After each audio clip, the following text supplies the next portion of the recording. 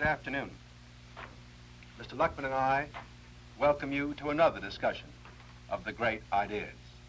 And this afternoon to the discussion continuing on the idea of labor. I wonder whether you realize how much ideas are like seeds.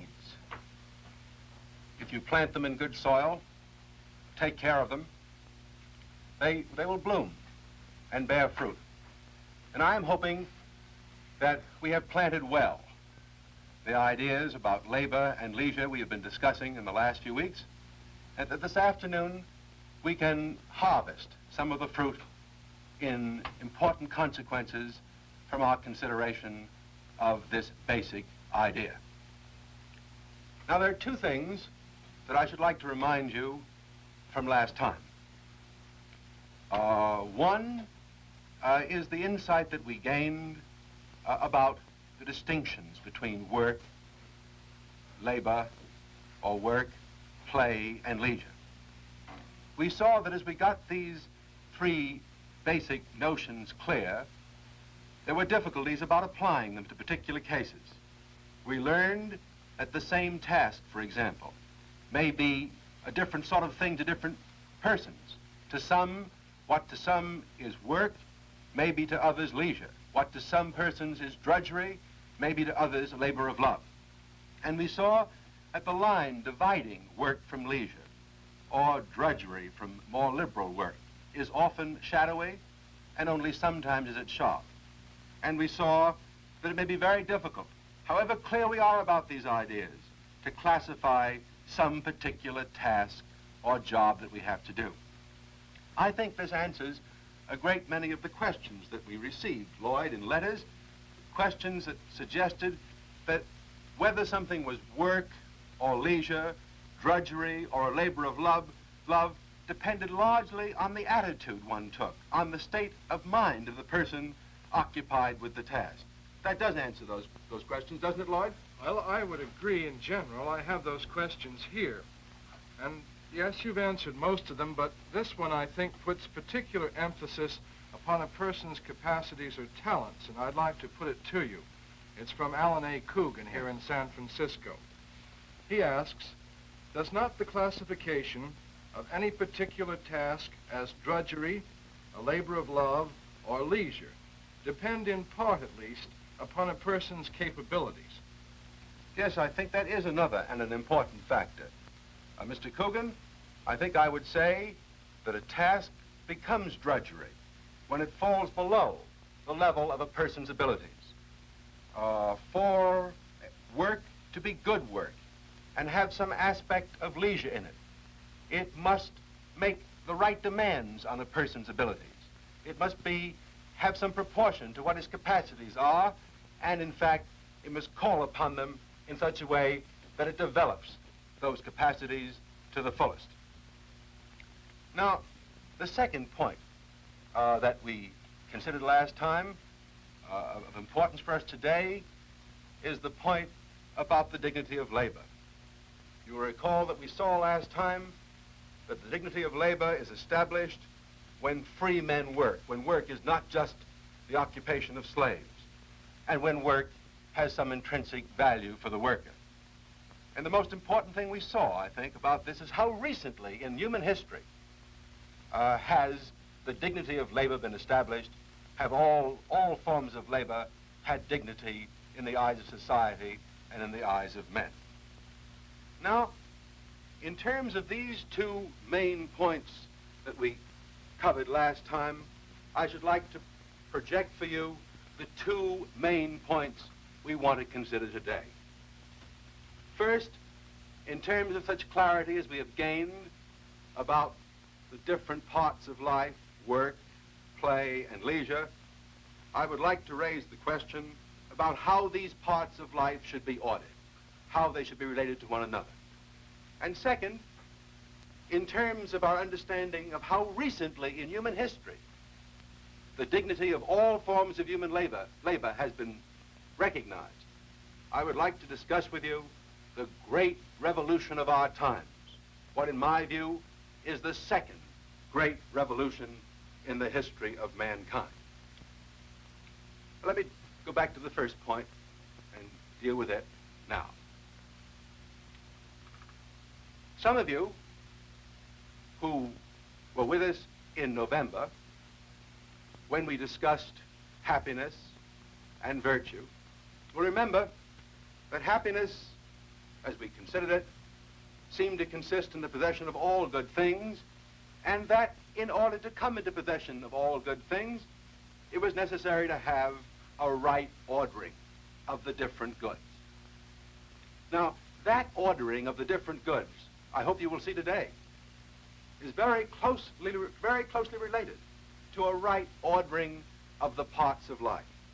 So much so is this the case that I think that happiness itself can be defined very concretely in terms of labor and leisure and play as they are properly ordered in a good life. Now, it seems to me, I recall, Lloyd, that we had a letter from a Mr. Collignan that put the very question we want to answer. What is that? Would you read that question for us, Lloyd? Well, I think your letter from Mr. Collignan is from Private Collignan, U.S. Army, and he lives here in San Francisco also. He puts your question as follows. Does one work for the sake of having free time, or does one have free time for the sake of work? Well, I think if we do not distinguish between mere play and true leisure, the question can be answered either way. But suppose we do make the distinction that we've been trying to make between play and leisure, then it seems to me that we have to say the following things. That play as recreation is like sleep. It is for work, and work, in turn, is for the sake of leisure. And in other words, it seems to me, if you look at this summary, these things related in another way, we have to live. We have to have the vitality of life itself in order to earn a living. And the whole purpose of earning a living is for the sake of living well, of enjoying life. I summarized the relation of these parts of human life in a chart which my son Mark prepared for me at home. Perhaps if we look at this chart, we can see all of these parts in relation to one another. I put them in three columns. First, the conditions of living itself, the conditions of being alive. Secondly, the conditions of earning a living. And in the third place, the conditions of living well. Now, in the first column, sleep and all other similar biological activities, along with play as useful recreation, are the conditions of our being alive and having vitality. And these two conditions are for the sake of our being able to work so that we can earn a living, labor for commodities or for compensation. And along with labor, we already put again uncompensated chores. And these two things, labor, compensated labor, and the uncompensated chores we have to do are for the sake of living well. And living well consists of the leisure pursuits in which we engage and the liberal work we do and some small amount of play itself as pleasant amusement. Now, in the light of this chart, I think we can see what the wrong order of the parts of life would be. Certainly, it would be wrong to sleep for its own sake. It would be wrong to play for its own sake, just to kill time or to escape boredom. I think the psychiatrist would tell you that a man who slept for its own sake or played for its own sake was indulging in not only escapism, but perhaps even a kind of suicidal neurosis. It's almost just as wrong to regard work as an end in itself instead of as a means. It certainly is wrong to regard work as something we do for the sake of play. And the third error we could make is to order the parts of our life in such a way that we omitted leisure activities from them entirely and used our free time simply for the sake of play. Now, I should like to summarize this in somebody else's terms than mine.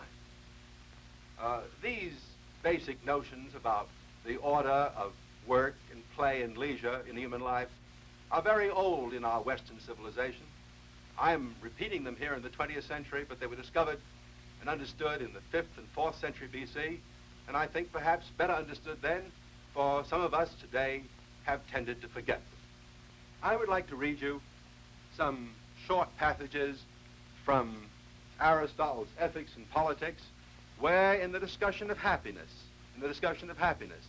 he makes these fundamental points very simply and very well. First, I would like to read you a passage from the Ethics, in which he says, "Happiness does not lie in amusement. It would indeed be strange if the end of life were amusement, and one were to take trouble and suffer hardship all one's life in order to amuse oneself. To exert oneself and work for the sake of amusement seems silly and utterly childish. But to amuse oneself, that one may exert oneself, seems right. For amusement is a sort of relaxation, and we need relaxation because we cannot work continuously. Work, in turn, he goes on to say, is for the sake of leisure, as war is for the sake of peace. And happiness depends upon leisure more than upon anything else." And then, in another work of his, The Politics, he returns to this basic theme. And let me read you the other passage which continues his thought and I think develops it.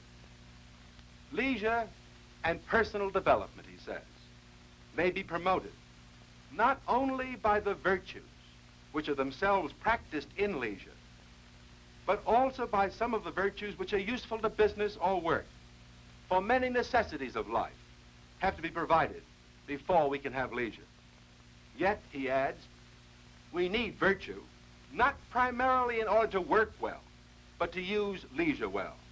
For the first principle, the end or the goal of all human activity is leisure. Leisure is properly the enjoyment of life. It consists in doing the things which make a life worth living." Now to this, there is one point I would like to add. If Aristotle is right, if happiness consists in a virtuous conduct of one's work and a virtuous use of one's free time in leisure, then the two most prevalent of all human ills, the two most prevalent causes of human misery are these. One, not having the right sort of work to do, work that calls upon one's abilities and develops one. And two, having time in one's hands to kill or burn. The happy man I would define as one who enjoys the work he is doing and has no time to kill or burn.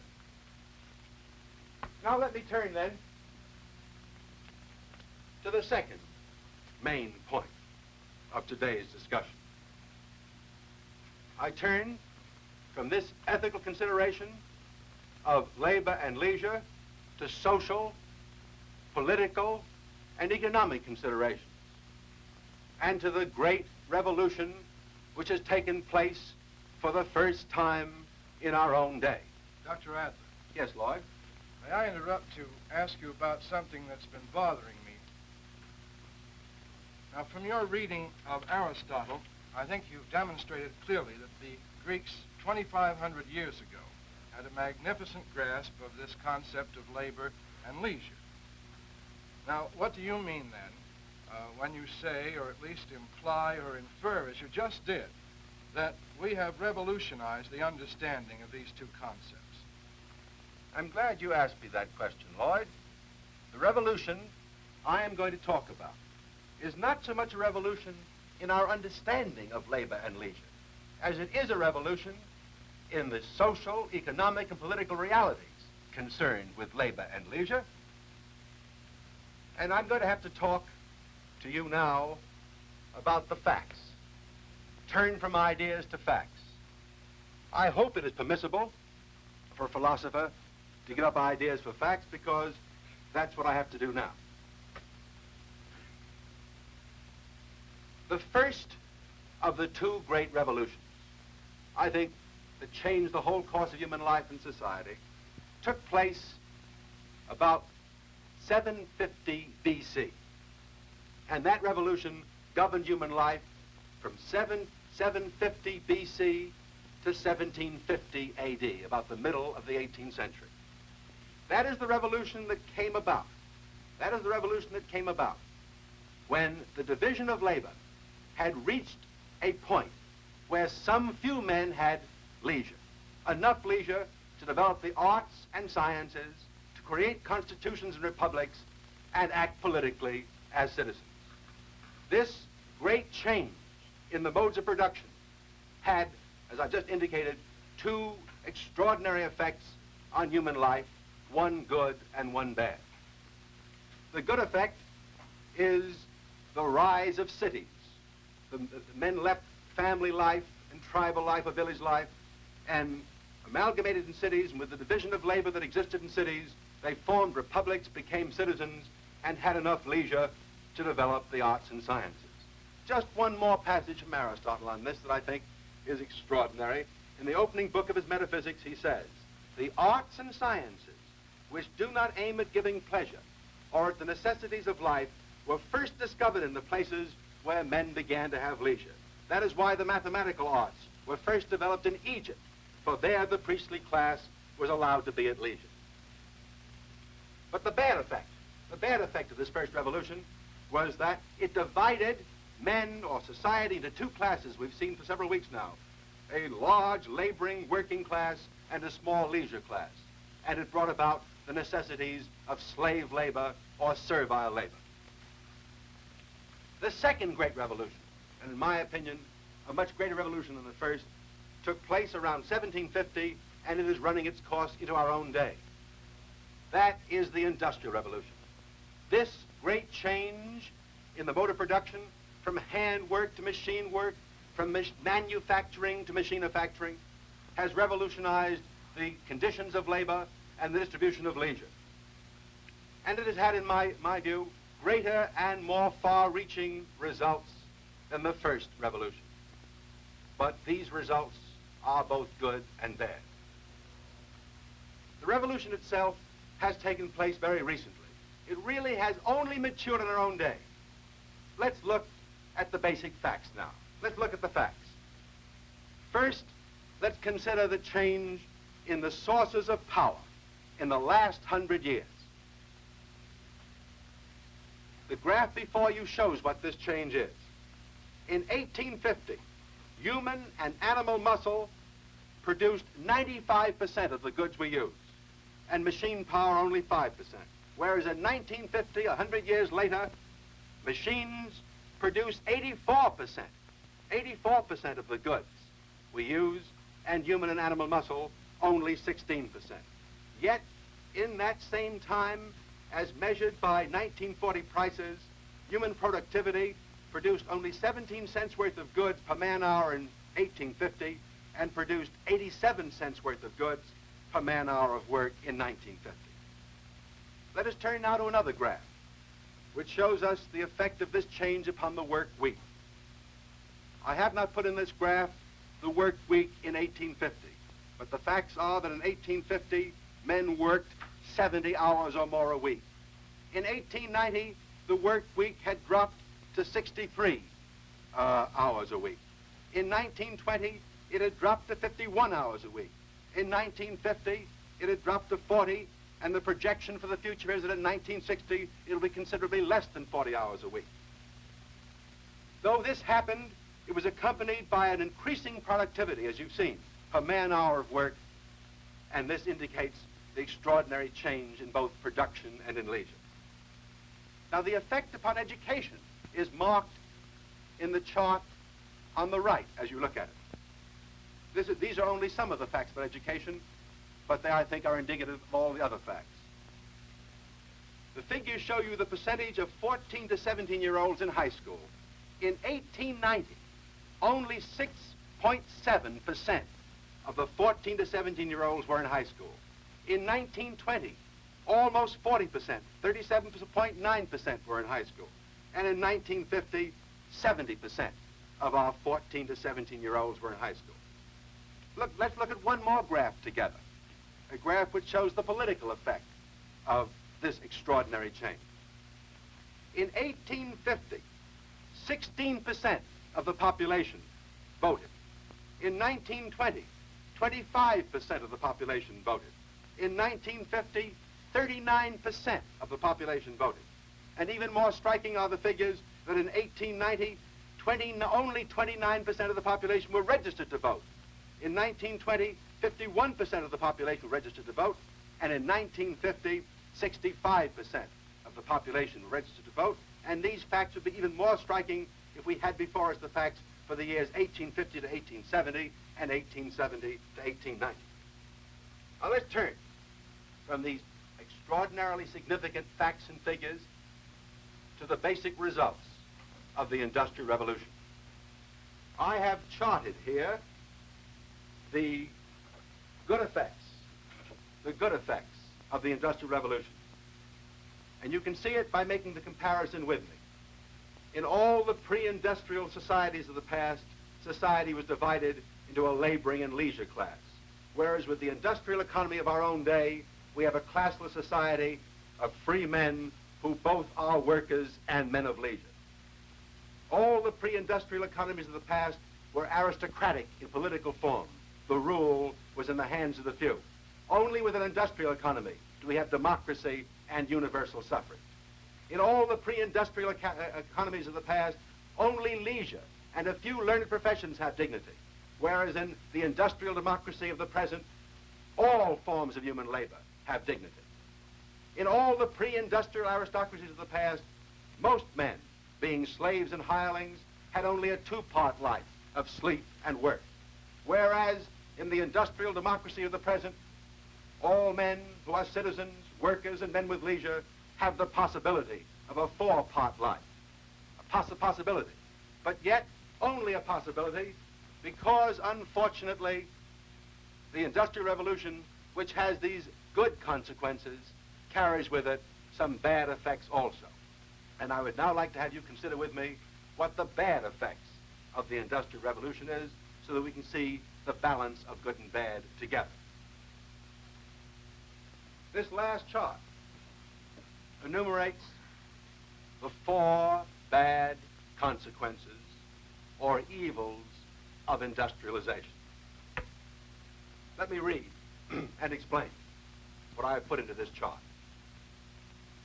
The first and most serious consequence is the routinization and trivialization of productive tasks, the elimination from the labor of many men on the assembly line, in highly organized factories where machines do the great part of the work, the elimination from their life of the pleasure and the value of craftsmanship, of individual craftsmanship.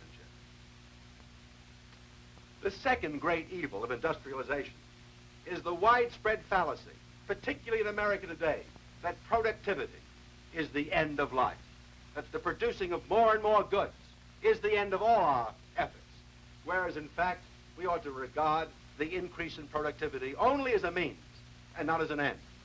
And when, as a consequence, when men look upon productivity as an end, there's a further consequence, because this has the effect of making many people think that free time should be used only for play and recreation in order to get back to work and produce more. And those who take part in leisure properly are often looked upon as dilettantes. There's a tendency on the part of workers with leisure to use their free time for play or recreation because of the emphasis on productivity. And finally, as a consequence of the Industrial Revolution and the industrialization of our society in every way, there's come about what I've indicated here in this last line, the deterioration or disappearance of liberal education. And this is the greatest misfortune of all, because it is only through liberal education that we can hope to correct or overcome the other evil consequences of industrialization and realize the good possibilities of the Industrial Revolution. Dr. Adler. Yes, Lloyd. I've got to interrupt you once more, and this time as an educator, because to me there's an apparent paradox here, and if I see it, I think perhaps maybe it might disturb some of our viewers as well. Now, on the one hand, just a few moments ago, you pointed out very clearly the effects of the Industrial Revolution, which was to make possible the increase of schooling, more schooling for more children and more time for the individual child.